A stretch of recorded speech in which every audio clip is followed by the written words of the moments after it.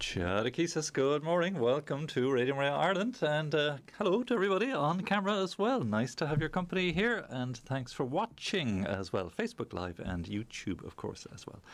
So good to have your company today. Father Eamonn McCarthy is my name, to any who might be new for our Chatechesis show. And it's a time of interaction, a time of conversation, a time of exchange, and indeed for you to jump in and participate too. Just on the phone a little while ago, and we're very much looking forward to his visit, please God, Archbishop William Slattery. He's been in touch with us the last couple of weeks. He's home. He's retired, of course, as an archbishop now. Irish, of course, a name like that. Where would you be going? The retired Archbishop of Pretoria in South Africa. And we've been chatting back and forth and inviting him to come and visit. So he said he's going to drop in tomorrow, please God. So he'll be here for the Chatechesis programme and for a Holy Mass in the Studio Chapel as well. Very much looking forward to his visit. Extraordinary man, has been a bishop for well over 30 years and has ministered in 3 different dioceses in South Africa, and will have seen lots of problems and difficulties and struggles and so many things in South Africa, as we know. It's been in the news so often and so long. So he'll be a very interesting man to speak with. And he just is very interested in Radio Maria and its possibilities for South Africa too. And of course the World family of Radio Maria are thrilled with the possibility indeed of getting established in South Africa. So that'll be a very interesting conversation, please God, tomorrow. So you mustn't miss that. Do make sure you're tuned in for Chatechesis tomorrow morning, please God. And of course, if it's you're listening back later to this or as a podcast, you know well that you can catch it as a repeat or as a podcast further on, if it is that you can't catch it live on the day. And please God, we'll have that, of course, live on camera for you as well. You'll be able to see and listen too.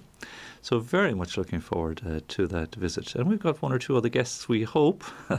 Can't say much till we've got commitment and a definite date fixed that we're hoping to bring on air with you as well, again by way of lovely variety. And new guests are always very, very welcome. So maybe it's something you might like to consider. And again, feel free if you'd like to visit us here.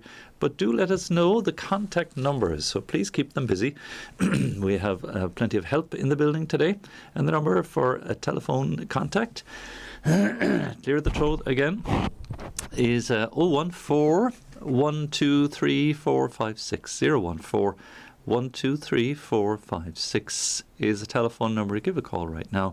If you're in the north, of course, or outside of the country, plus 353 14 123 456. We'd love to hear from you.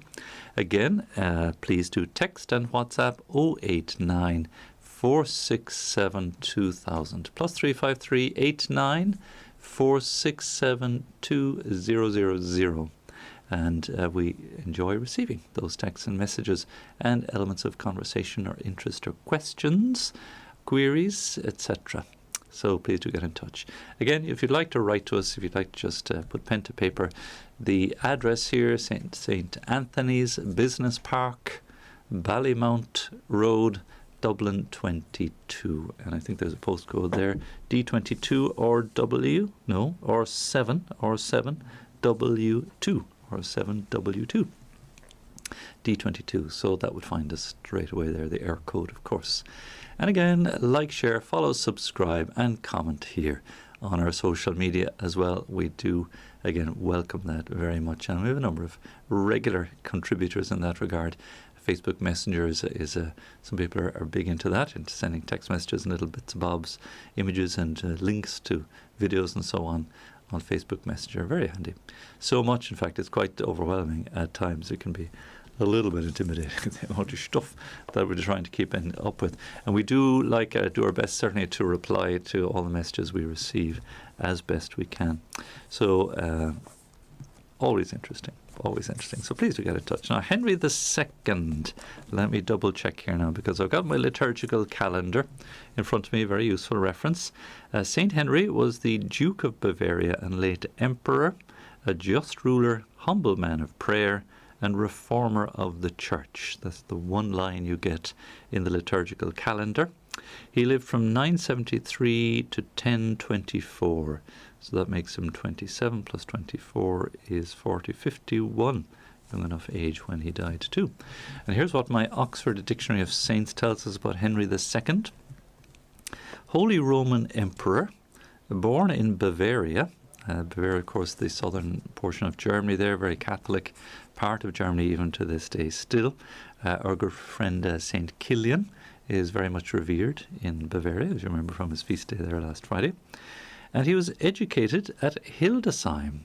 Isn't that interesting? Our dear friend Ulrika hails from Hildesheim, which is further up in the north of Germany, unless there's another Hildesheim, of course, in Bavaria, maybe. He succeeded his father, Henry the Quarrelsome. That's not a great name to have, is it? Henry the Awkward, Henry the Choleric, Henry the guy who liked to argue a lot. Poor guy. Henry the Quarrelsome, as Duke of Bavaria. So he succeeded his dad in 995 and became emperor in 1002. His main political aim was to unify and consolidate the German Empire, and this was largely achieved through wars in the east and in Lombardy. Would be the French side, I'm assuming there.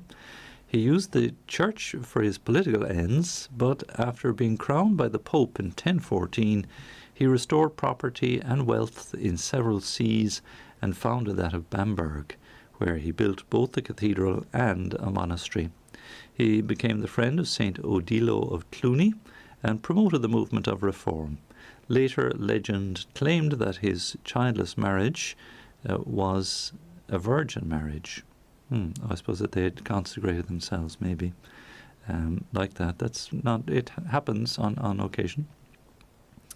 I suppose like Saint Joseph and Our Lady. Obviously, there was no marriage relations there per se at all, and so it's said to be of Saint Henry too, and that he pursued other ascetical ideas.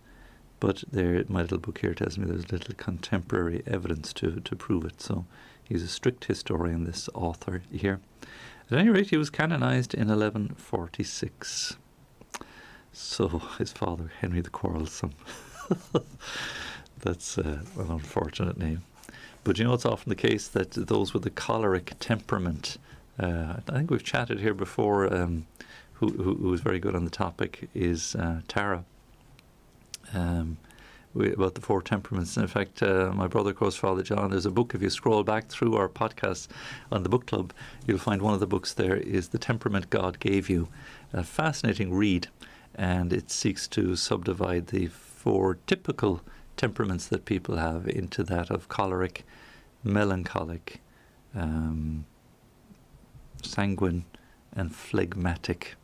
And it's just an interesting study. I wouldn't hang my hat altogether on these things because, you know, people are as different from one to the next. But we can see broad outlines. A choleric personality would be somebody like quarrelsome, and it's simply the way the way they work, the way they operate, and it seems that they always want to argue, and it's their way of communicating. And this book is very interesting because it goes into that. You know, if that's your predominant temperament, why that might be the case. And then how you deal with somebody who's quarrelsome, who's choleric like that. And likewise, the sanguine is the person who just loves people, loves parties, loves outings, loves gatherings, and you know, there's the fun-loving temperament, which can be hard to cope with all the time. It's nice some of the time, just as indeed you need somebody who argues or who's quarrelsome by way of a leader. You know, somebody who's strong to say, hey, that's not right. You know, they'll have a strong sense of justice, and they make very good generals, and they brook little in the way of opposition. You know, they've got sort of wide elbows. The melancholic will be more, that'll be my personality. Predominantly, it's not, it's only just a flavour, but is inclined to see things more pessimistically, let's say, would be more reflective, wouldn't be a big fan of company and crowds and fun-loving things. And the phlegmatic, I'd have a bit of that too, I think, anyway. It's all a bit subjective. But that'll be the person who would appease others and try to keep the peace and would hate arguments. So phlegmatics and cholerics wouldn't get on too well one loves arguments and the other does anything to avoid them.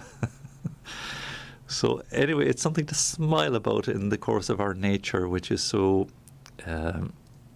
malleable anyway, and so fickle on the other hand, that we sure have elements of these temperaments, but and they afflict us or assist us for better or worse at times, and it's good to just have a sort of a general working knowledge, or at least an awareness of this, and to see that if others drive us absolutely nuts and around the bend because of their approach, then it may be the fact that they simply have this X, Y, or one of these temperaments, and that we have the opposite temperament, and that's why we find they rub us up the wrong way.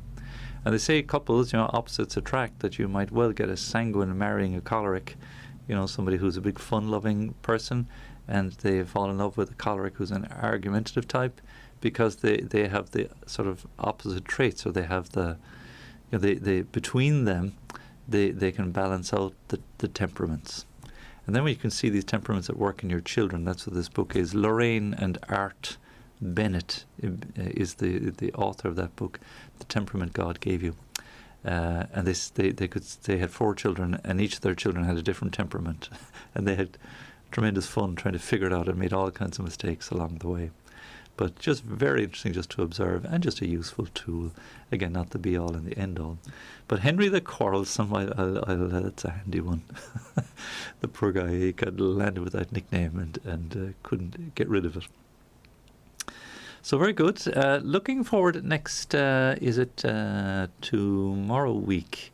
Let me not be mistaken. Double check in case I'm wrong. For our little walking tour of Dublin, another Radio Maria pilgrimage, a petite pilgrimage, you might say, and more local this time. And the plan is to walk from Our Lady of Lourdes Church, and to visit them, of course, in Sheriff Street. Am I right there? Sean McDermott Street, I think it is. So that's north of the river, of course, and slightly to the east of the city centre. Then walking from there to Gardner Street Jesuit Church, 15-minute walk, and having a visit there. And then a walk 10-15 minutes back down to the Pro Cathedral, right in the city, just off O'Connell Street, of course. Excuse me. And then walking across the river down Grafton Street and into Clarendon Street, where the beautiful Carmelite church is there. Very, very popular church. And again, beautiful music tradition there, as we know. And from there, again, a short walk, 10 minutes or so, back over to Whitefriars Street. Again, that's the south side of the city. But the Carmelite church there. The Clarendon Street is the ODCs, the Discalced Carmelites. Discalced meaning unshoed, that they don't wear shoes, sandals, but they do. I mean, that's how they describe it. It's a slightly different charism of the Carmelites. And then the Calced Carmelites are the ones in Whitefriars Street. And the church here in Dublin has, of course, the famous shrine to St. Valentine. They're very popular on the 14th of February. Anyway, that's our walking tour. And sorry, I don't actually have the details written down in front of me, but please God, Thursday, tomorrow week, I think is the plan. Am I right? Not 13 and 7, 14 and 21. Yes, I think it's Thursday week. Keep an ear out for David O'Connor just chatting on join the team, the whole promotion moment later on after lunch, and he'll certainly have all the final details, and we'll be posting it up, of course, online for you to connect in and follow. You might like to come along and meet us at one or other of the churches, or all of them, as we go around, do a little tour, and we might do a little bit of promoting of the radio as we go, meeting and greeting, who knows. So again, a nice little outing, and maybe something we can join in on air a little bit with, or from too, and share with you, and certainly post it up on our social media for you to see likewise. Now looking forward to climbing the Reek, please God, as well, on the 31st of July. That's Reek Sunday, and looking forward to joining in the Holy Mass in Westport Church, initiating that with the new Archbishop, on the Saturday evening, the Vigil Mass at 6 o'clock, and then the Sunday morning, please God, climbing the Reek and celebrating Mass on top of the mountain. My first time climbing. I've been there, of course, a couple of times, but never climbed, and looking forward to that trip, as well as celebrating Mass on the top of Croagh-Patrick. And we hope to have a little promotion team at the bottom of the mountain, so you might like to come if you're not fit or able or willing, as the case may be, to climb Croagh-Patrick. By all means, come along and assist us and hand out a little bit of literature, meet and greet people, and share with them indeed the gift and the blessing of Radio Maria. Who knows, we might meet one or two of you who are already listening who will be climbing the Reek that day, and we'd be glad to say hello and say hi. You'll be able to put faces to the names and the voices too. Thank you, David. He's sending me in a couple of fresh off the press news items to share with you too. So that's Reek Sundays coming up on the 31st of July. We would love if you could join us there, and love to see you there. Please God, Anne Chambers will accompany us. She was very kind to myself and Ruth the last time we were on a visit there, and we look forward to meeting Father Charlie and, please God, the Archbishop. And if you're there too, by all means come and join us and share with us as well. So very good. Let me just have a quick flick through if there's anything else I need to remember or of note to share with you. I don't think so. We're hoping to a promotion, please God, in Terranure and Temple Ogue Parish as well. And that's not this weekend, I think the following weekend. So again, more details on that coming up at lunchtime with David. So keep an ear out if you're in Terranure or Temple Ogue on that side of the city. I think, is it St. Pius X is the name of one church. Is it Our Lady of the Assumption is the name of the other? Again, I stand to be corrected. I don't have it written down. I'm working from memory. But very much looking forward to a visit there and a local promotion. And indeed, we have one or two volunteers who come in. William Tuke is a regular to us here, and who's out that side. Dermot McGrath lives out in that direction too. So two fine volunteers who come in from there to help us out and share with us. Now, well done to George. George has initiated and begun in earnest his music show.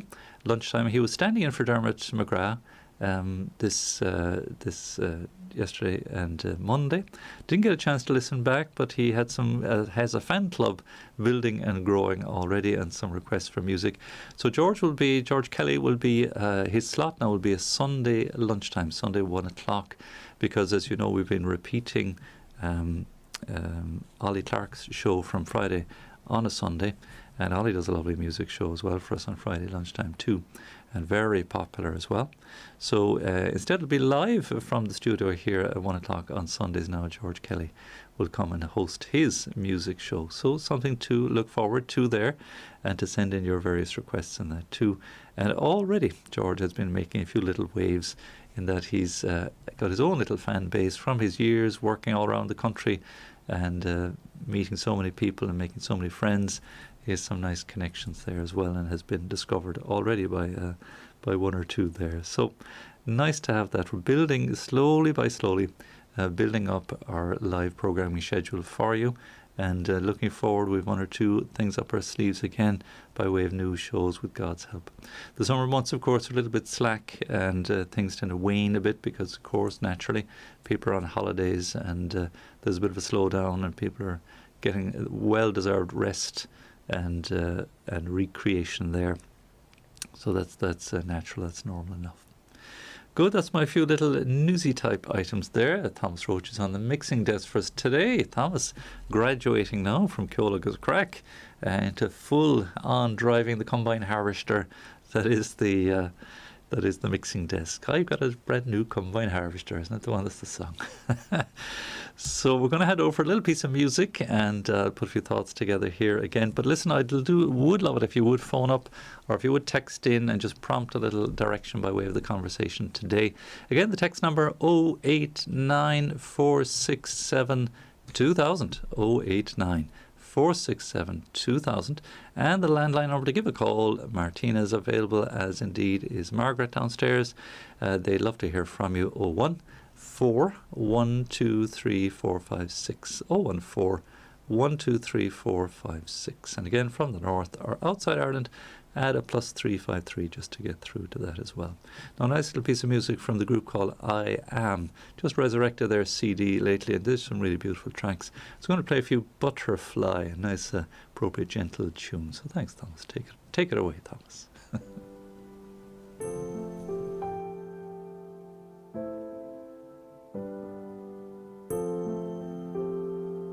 A life ever-changing, I cast and I shed. To dust I will return. I am more than my body. When I die to myself, I transcend through your love. Just when I thought it was over, you raised me up to great heights, to dance and soar in winds on high, like a butterfly. Let us fly, butterfly. We are the same, you and I. Let us soar through the sky, magnificent in color, for all the world to see your beauty within me.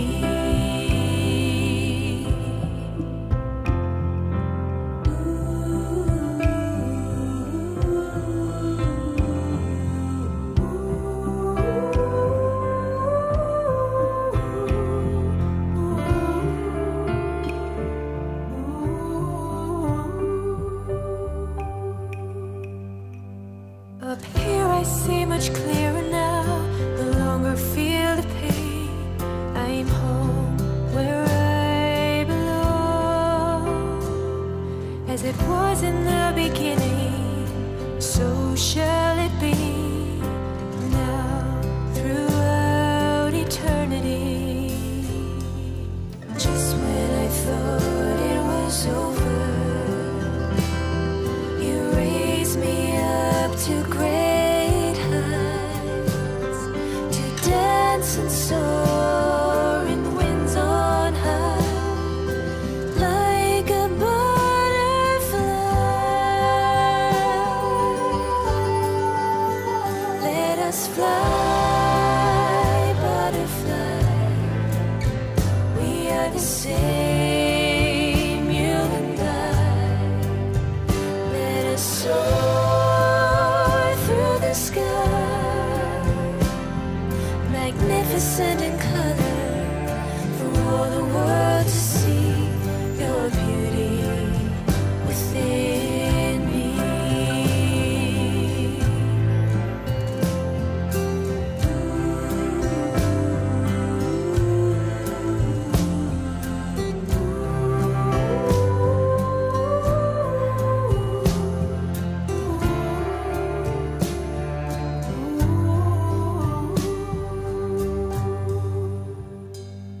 A life ever-changing, I cast and I shed. To dust I will return.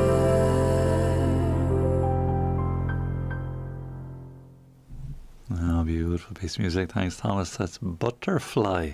And the group is called I Am. They're based in Derry, and still wondering whether or not they've produced any other music since they released that CD during the World Media Families, and showcased it there. And beautiful group. They came to the studio here as well at the time. So we must see if there's any further such music being produced by them since. So now, thanks for joining us here on Radio Maria. Good to have your company. A little update from the Ukraine and Radio Maria there. Ulrika very kindly sent through the translation from Father Alexei, who is the priest director of Radio Maria in the Ukraine. And it's amazing that I find that they're still on air with all that seems to be happening. But here's what he says. It's worth sharing with you, I think. Greetings to all our listeners. I would like to tell you about the situation in the Ukraine. Today is the 135th day of war. And despite all the problems, Radio Maria is up and running. Our volunteers are slowly returning to Kiev, even if not all of them for now. We don't have all our employees back yet, but Radio Maria is working, even though we're really tired of the war. I'm sure it's utterly exhausting emotionally, if any other which way too. Where I lost it there. Yes, every day there is bad news. Missiles, attacks by the Russians. Many Ukrainians are at war, and even many of our listeners and parishioners have joined the army. We always pray here at Radio Maria with everything we do. With our programs, we start off by praying. We pray for the Ukraine and pray to the Blessed Virgin Mary for peace for our country. Now I'd like to give you my experience that when the war began, during the first month it was extremely difficult for us. And now, in an odd sort of way, if it can be said, we're more used to it. But at the beginning it really was extremely difficult. One thing that helped me a lot in the first weeks was that when I didn't know what to do, every now and then I prayed. I turned to Emanuele Ferrario. Now, for those maybe unfamiliar, Emanuele Ferrario is the founder, a layman who founded Radio Maria with Father Livio Fanzaga, Father Livio, priest director. He's still alive and with us and going very strong still and broadcasting fervently on Radio Maria Italy and writing books galore as well. But together with Emanuele Ferrario, very strong businessman, and I would say Emanuele the quarrelsome. I mean that in a good way. I would say a choleric, or really a determined force for good. That can be channeled to such great good. So he passed away sadly a year ago last week, and just nice that Father Alexei is commemorating, just remembering him here. So he says, I think many of our listeners already know who Emanuele was. He was the first president of the World Family of Radio Maria. And exactly on this day, when we remember his anniversary, that would have been just last week, the day of his death, I remember that in the most difficult moments of these first weeks of war, I prayed to the Lord, to the Blessed Virgin Mary, but when I had so many questions, so many difficulties, the Holy Spirit inspired me with this prayer. Emanuele, that's Emanuele Ferrario, please help us understand what we need to do, and pray to the Lord that he may protect Radio Maria here in the Ukraine. You have been here with us so many times, who have helped us and to help this radio, to make this radio work. They're on the go a lot longer than we are here in Ireland, and Emanuele Ferrario would have visited there many times. He actually came to Ireland here as well to help us in the very early stages, and I believe from those who had to deal with him, he was a tough businessman. I met him myself a number of times too, and had dealings with him, and he expected pretty high standards, which was good. Challenging, but good. I think it is also thanks to Emanuele, Father Alexei now again, that we have survived these first months of war. For this reason, I would like to say thank you to him, and thank you for Radio Maria, and thank you, all our dear listeners and friends in the World Family, for your help and your generosity. So there you are, a little update from Father Alexei, and again it comes back to faith, doesn't it, every time, that when you are faced with this looming disaster and terrible crisis and all of the constraints that, I mean, I don't know how they're managing, how is it that electricity is still going, how is it that if they're running water and food, how are they managing? How are the supplies going for all of these things? I have no idea. And there's, the wheat harvest. Again, they say the Ukraine is like the breadbasket for the Eastern Europe and let's say and Russia. I don't know. I honestly don't know how they're managing, how that is holding together. But Father Alexei, again, it comes back to, like we would seek to do in every crisis and every difficulty, to prayer and turning to the Lord and asking his help. The Pope is just encouraging the Ukrainian bishops to stay close to their flock. We which indeed I'm sure they are doing. And he's recently addressed a letter to the Ukrainian Greek Catholic bishops as they hold their synod. They too are having their synod on the theme of synodality, but they're gathering in Poland for the occasion. And the Pope has reiterated his closeness to the people of the Ukraine at this difficult time. And he's urged the Ukrainian Greek Catholic bishops to be shepherds of their flock, to be close to the faithful entrusted to their care, giving them courage and hope. So their meeting is on until the 15th of July, and it had to be moved from Kiev to Przemysl. I don't even know how to pronounce that in Poland. So he addressed a letter to the Major Archbishop Shevchuk, head of the Greek Catholic Church, and reiterating his prayers and closeness to the Ukrainian people enduring the war waged by Russia against their country. So how it is indeed, I suppose their synod would be very different from the kind of content we see and reports coming through from the synod here in Ireland. Can you imagine the conversation they're seeking to have in the light of war and great loss of life and loss of livelihood? I'm sure the key element of their conversation is how can they serve the poor? How can they bring peace? How can they sustain peace? And how can they prevent anything by way of retaliation or revenge? Excuse me.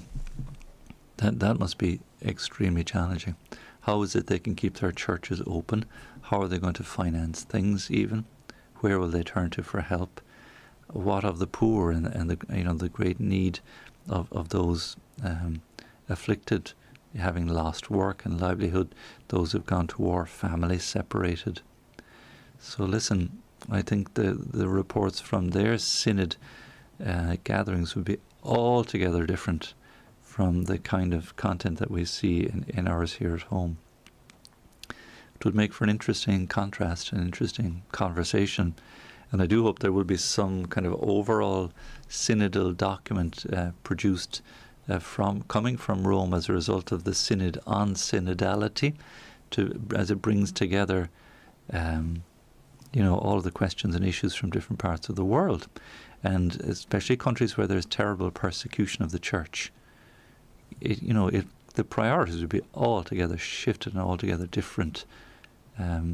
I think, and my thought is reading through some of the reports here, we're probably a little bit maybe myopic, and I don't mean that sort of negatively, but when the glasses are on and we're short-sighted, we're only looking at our own doorstep and our own sort of current needs, and we're bewailing and lamenting the fall-off in clergy, the fall-off in the faith, and we're proposing all kinds of secular solutions for what is actually a faith problem.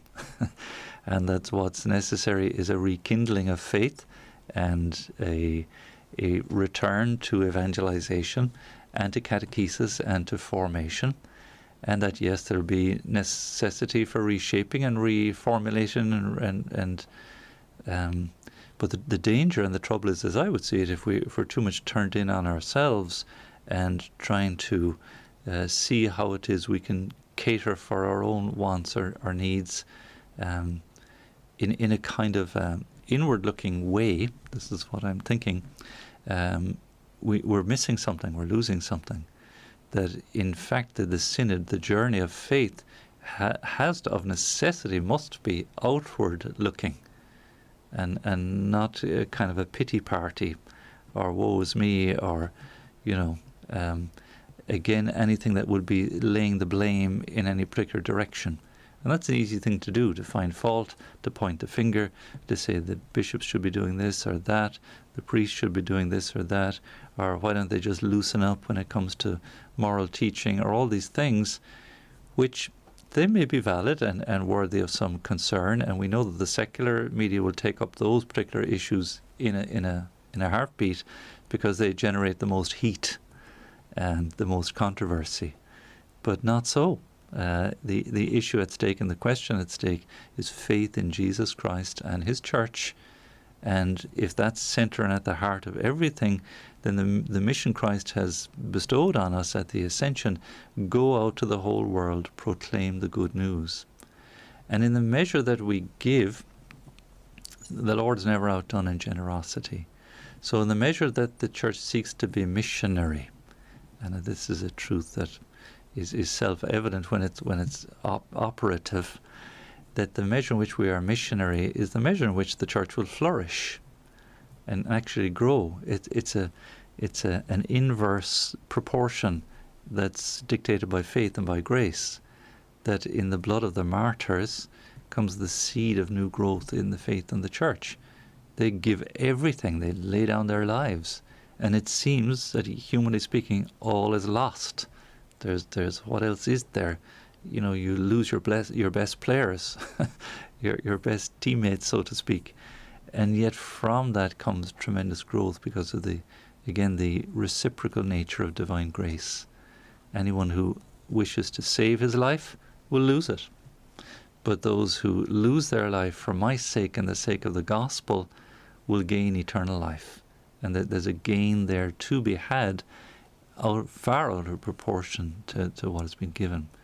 So far from seeking to kind of fix things with band-aids, or cover over the cracks, or try to supply for gaps, filling gaps with temporary solutions or other proposed solutions, it's rather a case instead, I would suggest, the emphasis at least should be upon the mission of the Church. And this is why I enjoy very much being here at Radio Maria, and I can see the tremendous value and the blessing of the gift of this work of service, which is constantly giving and pouring out over the airwaves and sharing with you and inviting you to be very much a part of it, in fact a fundamental part of it. To me, that's a synodality that has its sleeves rolled up.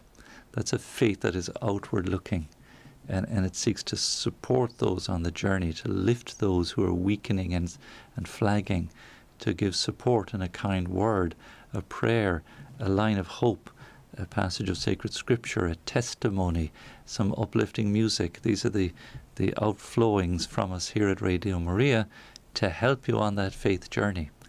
To me, that's synodality. It's missionary, it's proactive, it's not reactive. It's, again, seeking to share all that is good.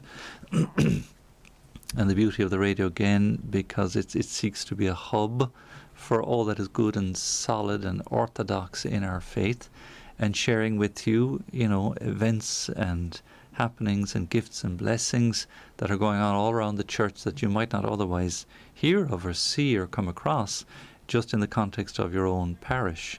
And if it is that our faith is limited just to the basic requirements of attendance at Holy Mass and Sunday and occasional visit to the sacraments, well, here, by being able to connect in every day, you mightn't want to listen to it all day or every day, but at least you'll be connecting with a living stream of the voice of faith, and a gentle voice of faith that seeks to, again, journey with you and accompany you in a very positive way and in a missionary way. So that's why, please God, if Archbishop William can drop into us tomorrow, we'll hear the amazing story of South Africa and his work there for the last 30 years as a bishop. That's something you just won't get anywhere else on secular sources.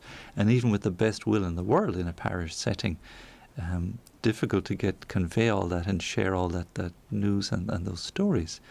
And these are the kind of stories and the kind of blessings and testimonies that energize us and embolden us to be quarrelsome, Henry the Quarrelsome. And again, I don't mean that negative quarrelsome for the sake of argument, but being a little bit bold in living our faith and bold in sharing our faith and reaching out to others. So that's the kind of image of synodality that comes to my mind, and I hope that's helpful for some at least, rather than the kind of conversation that's just belly aching and finding fault and proposing simplistic solutions that are not of Christ and not of his Church and not of the deposit of the faith. This is again, my question: how is that intended to be helpful? How is that intended to help us move forward? I'm not sure. You see, it's so easy to find fault. It's so easy to make complaints. It's so easy to just be a hurler on the ditch and say, well, you should do it this way, you should do it that way, or to point the finger. That's a passive aggression, I suppose, or at least a passive involvement in the faith. And that's easy. Anybody can sit and commentate. Different story when you have to get on the pitch. You pick up your hurley and you've got to get out there and get tackling and get engaged with the activity of the church. And all the lovely images Pope Francis gives us, of the smell of the sheep, of the idea of a field hospital, that look, there are souls who are deeply wounded and deeply hurt, and our task is to, even though we are hurt and wounded and fragile and weak ourselves, to go and lend a hand, get involved. Don't be passive. Avoid the idea of finding fault or giving out. Say, look, what can I do? Isn't that the famous, was it Churchill had that expression, don't ask what, or no, maybe it's the American one. Anyways, don't ask what your country can do for you, ask what you can do for your faith. The same. It's a good. What can I do? And there's lots of beautiful small ways that we can do so, and lots of courageous and brave ways as well. And indeed, helping others to tune into Radio Maria and become part of the conversation, you could do worse. At least it's an opportunity to engage in the synodality that the radio seeks to be, of journeying with you in that faith. So nice to get that little update from the Ukraine, and nice to reflect a little bit on the whole question of synod and what we can do. What can we do? And we'll continue that conversation. Indeed, it won't be the last that we'll speak of that. Now, my time has come to a close for our show today. Thank you very much for being part of it. Very much looking forward to Chatechesis tomorrow. Please God, and Archbishop William Slattery too. So do please join me for that as well. Just coming up to 12. Thanks to Thomas at the mixing desk. It's time now for our Angelus and our midday prayer.